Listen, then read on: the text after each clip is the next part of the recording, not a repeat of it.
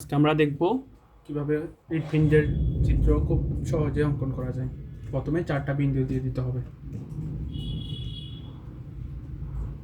তারপর একে একে বিন্দুগুলো যোগ করে দিতে হবে।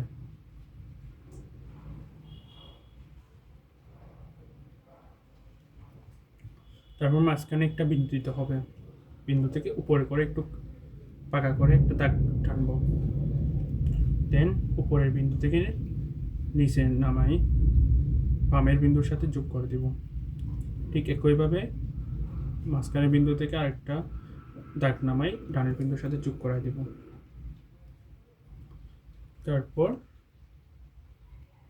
এখান থেকে সেম একটা বিন্দু নিব, একটা করে কার্ভ করবো, একটু জায়গা রাখবো, আবার ওইদিকে বাঁকা করে দেব। দেন এদিক থেকে একটা দাগ দেব, তারপর এখানে ইউ আকৃতির একটা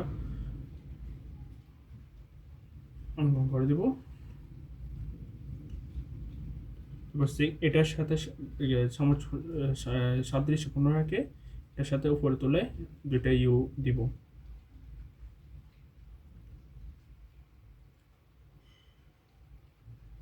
যোগ করে দেব, তারপর নিচের দিকে দুইটা দাগ দিব। ঠিক একইভাবে উপর থেকে দুইটা দাগ তুলব।